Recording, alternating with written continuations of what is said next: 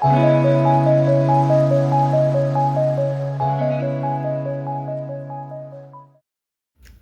मुंबई आमची Bappa, that means আমাদের মুম্বাই আমাদের বাপ্পা। তো গণপতি উৎসবে সবাইকে শুভেচ্ছা ভালোবাসা রইল। আপনারা জানেন এখন অলরেডি গণপতি উৎসব চালু হয়ে গেছে মুম্বাইতে। তো প্রথমেই শুরুতে আপনারা বুঝতে পেরেছেন যে আমরা কোথায় এসে পৌঁছেছি। আমরা এসেছি বোরিভ্যালি স্টেশনে। আজ আপনাদেরকে আমরা কিন্তু বোরিভ্যালিটা ঘুরে দেখাবো। সবসময় আপনাদের ভিডিওতে দেখিয়েছি আমাদের মুম্বাইয়ের আউটার, সুন্দর গ্রাম, সুন্দর পাহাড়, কিন্তু আজ আমরা এসেছি বোরিভ্যালিতে গণপতি দর্শনে। তো সামনেই দেখলেন হলদিরামের একটা রেস্টুরেন্ট রয়েছে, ট্রেন কনসেপ্টের রেস্টুরেন্ট। তো ওখান থেকে বেরিয়ে, স্টেশন থেকে বেরিয়ে আমরা এসেছি বাপ্পার ফেভারিট মোদক নিতে। মোদকের ভ্যারিয়েশন তো প্রচুরই আছে জানেন, কোনো রোজ মোদক, কোনটা হয়তো পিস্তা মোদক, কাজু মোদক, ড্রাই ফ্রুটস মোদক, মাওয়া মোদক প্রচুর আছে। তো বাপ্পার ফেভারিট মোদক নিয়ে আমরা বেরিয়ে পড়েছি। এটা হলো বোরিভ্যালি ইস্ট, সামনেই মঙ্গলম ডেয়ারি, খুব ফেমাস একটা লস্যি খাওয়ার জায়গা। আমরা তো প্রচুর এনজয় করেছি আগে। তো এটা দেখুন, দেখুন এটা হলো গভর্নমেন্ট বাস এখানকার। তো প্রচুর খিদে পেয়ে গেছে, বাচ্চাদেরও খিদে পেয়ে গেছে। তো সেই জন্য আমরা ছোট্ট একটা হোটেলে চলে এসেছি, রাধাকৃষ্ণ হোটেল। এখানে ভেজ ননভেজ দুটোই পাওয়া যায়, কিন্তু আজ আমরা খাবো ভেজ, কারণ এখন বাপ্পা যেহেতু আছেন।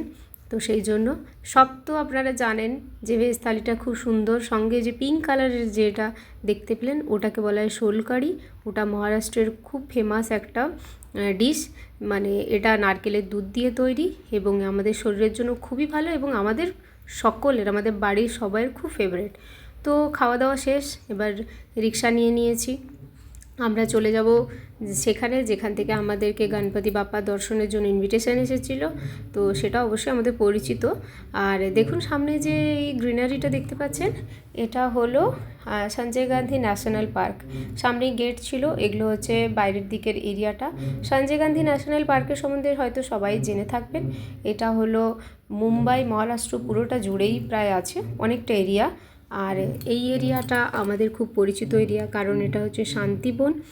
আর আপনারা হয়তো অনেকে জানবেন, অনেকে জানবেন না কি এটা আমাদেরই এরিয়া, কারণ আমরা এখানেই থাকতাম। তো আমার বিয়ের পরেও আমরা 2-3 বছর এখানেই থেকেছি। এটা একটা খুব বিখ্যাত গণপতি মন্দির, পুষ্টিপতি গণপতি মন্দির। এখানে প্রচুর লোকে মান্যত করে, আর মান্যত করলে সত্যি কাজও হয়ে থাকে।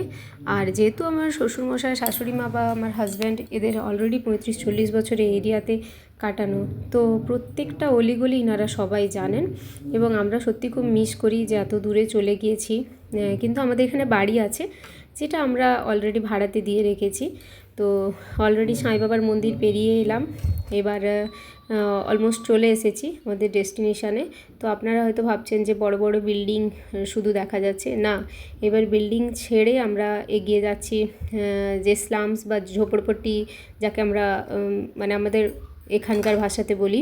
তো ওই এরিয়াটা আপনাদেরকে দেখানোর ইচ্ছেও আছে। দেখুন পুরো টিন, না হয় ত্রিপল, এসব দিয়ে বানানো বাড়িগুলো।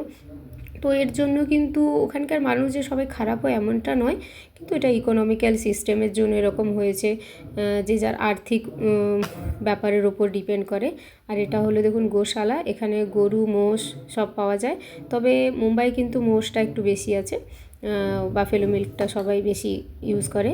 তো চলে এসেছি দেখুন, পুরো এরিয়াটা। এই রাস্তা দিয়ে কিন্তু আমাদের নিজেদের বাড়িও যাওয়া যায়, কিন্তু আজ আমরা ওখানে যাব না।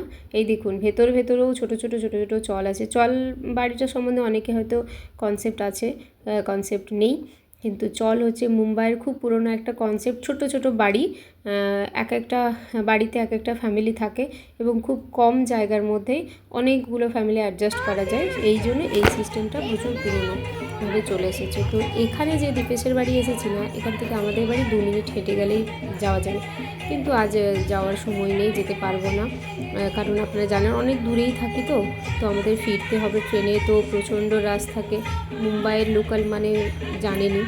দীপেশের বাড়ির শুধু গণপতি ডেকোরেশনটা দেখুন কি সুন্দর, মনে হচ্ছে না অরিজিনাল বটগাছের তলায় বাপ্পা বসে আছেন। আর সামনে উনি হলেন গৌরী, মানে গণপতি বাপ্পার মা। উনি গণপতি বাপ্পার আসার ঠিক 5 দিনের দিন আসেন, উনোর পুজো করা হয়ে থাকে। বিশেষ করে বাড়ির বউরা সবাই পুজো করে এই দিন। আপনাদের এই কিচেনটা দেখানোর একটাই কারণ হলো যে আপনাদের একটু কনসেপ্ট আসবে বা আইডিয়া আসবে যে চল বাড়িগুলো কত ছোট হয়, কিন্তু তার মধ্যেও সবাই কত খুশি মনে সমস্ত কিছু পুজো করে, সমস্ত কিছু একসেপ্ট করে চলে। সামনে ওটা ছেড়ে আবার নতুন একটা গণপতি মণ্ডপে চলে এসেছি। দেখুন, দর্শনও হয়ে গিয়েছে, যেহেতু এটা আমার ননদের বাড়ির একদম পাশে। তো দর্শন করার পরে আপনাদের এরিয়াটাও দেখিয়ে দিচ্ছি, একদম স্লাম টাইপের এরিয়া। তো এরপরে দেখুন, ওপর থেকে দেখুন পুরো বরিভ্যালিটা আপনি দেখতে পাচ্ছেন।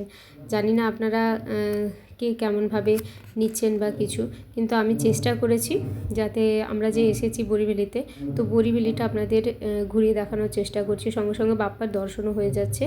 এটা ত্রিমন্দির, খুব একটা বিখ্যাত মন্দির। বরিভ্যালি যদি কখনো কেউ আসে ঘুরতে, তো ন্যাশনাল পার্ক ও ত্রিমন্দিরে দুটো অবশ্যই ঘুরে যাবেন। এখানে মন্দিরটা এরিয়াটা এত সুন্দর, এত শান্ত, আপনি বসার পরে সারাদিনে যে এই টায়ার্ডনেস, হেকটিক সব কিছু ভুলে যাবেন। এত ভালো, আর খুব হাওয়া, কারণ একদম খোলা আর খুব হাইটে আছে, তো উঁচু এরিয়াতে আছে সেই জন্য। তো একদম সাদা শ্বেত পাথর দিয়ে বানানো মন্দিরটা এত ভালো লাগছে আসার পরে। আমি কিন্তু এখানে কখনোই আগে ভিজিট করিনি, প্রথমবার এসেছি। এই যে সামনে যে দেখছেন মূর্তিটা, এটা হলো জৈন গুরু মহাবীর ভগবানের। তো এখানে কিন্তু ভেতর থেকে ফটো নেওয়া নিষেধ আছে, তবুও আমরা রিস্ক নিয়ে একটু নিয়েছি। তারপর আমাদের অনেকে বারণ করেছেন যে নিও না। ঠিক আছে, মাঝে উনার মূর্তি, কিন্তু দুদিকে আমাদের শিবজি, গণপতি বাপ্পা এবং হনুমানজি, ইনাদেরও মন্দির আছে। খুব সুন্দর লাগছে, এত ভালো লাগছে দেখে না, এত সুন্দর কারুকার্য, দেখলে মন ভরে যাবে। এবারে কৃষ্ণ ভগবানজি আছেন, তিরুপতি বালাজি, শ্রীনাথজি, এদেরও মূর্তি আছেন এবং দেবীদেরও মূর্তি আছেন। তো মন্দিরের আউটার এরিয়াটা আপনাদের দেখিয়ে দিই। এটা কিন্তু পুরোটা জঙ্গল, এটা ন্যাশনাল পার্কের আন্ডারে আসে, আর এটা কিন্তু রেস্ট্রিক্টেড এরিয়া। এখানে অলরেডি প্রচুর মানুষ কিন্তু মারা গিয়েছেন, হয় খাদে পড়ে বা কোনো জন্তু জানোয়ারে টেনে নিয়ে গেছে, প্রায় 100-র ওপরে, যেটা আমি শুনেছি আর কি আমাদের ফ্যামিলির থেকে। তো খুব রিস্কি এরিয়া, এবং আমাদের বাড়ির এরিয়ার ওখানেও দু একটা ছেলেও চলে গিয়েছেন এখান থেকে, যাদের বডি পাওয়া যায়নি, শুধু হয়তো চপ্পল পাওয়া গিয়েছে। সামনে বসার জন্য প্রচুর চেয়ার দিয়ে দিয়েছে, আর আমরা দাঁড়িয়ে দাঁড়িয়ে কী দেখছি জানেন, এরা সামনে বসার জন্য অনেক বেঞ্চ রাখা আছে। তো আমরা দাঁড়িয়ে দাঁড়িয়ে কী দেখছি জানেন, ও মাংকিরা কীভাবে স্নান করছে, খুব ভালো লাগছে দেখতে। আর আমার ছেলে আর বাকি বাচ্চারাও খুব এনজয় করছে। ওখান থেকে বেরিয়ে আমরা একটু বরেলি ওয়েস্টে যাচ্ছি, এটা বরেলি ওয়েস্টের ফ্লাইওভার। ওখান থেকে একটু ফুড হাবে এসেছি, একটু ফুডের এনজয় নিতে। প্রথমেই আমরা অলরেডি পানিপুরি খেয়ে নিয়েছি, 30 টাকা প্লেট ছিল, ঠিকই ছিল। এবার এসেছি মোমো খেতে। মুম্বাই আসবো, মোমো খাবো না, এটা কি হতে পারে বলুন তো। তো মোমোর প্লেট আছে 80 টাকা, ভেজ মোমো, আর থাকবে 5টে। তো দেখুন, আরও সামনে একটা পার্কও আছে, কিন্তু আর সময় নেই বসার, তাই বসলাম না। ভেজ মোমো দিয়ে দিয়েছে অলরেডি, খারাপ না মোটামুটি। তো অলরেডি বাড়ি যাওয়ার সময় এসেছে। আপনারা সঙ্গে থাকুন, চ্যানেলটি সাবস্ক্রাইব করুন।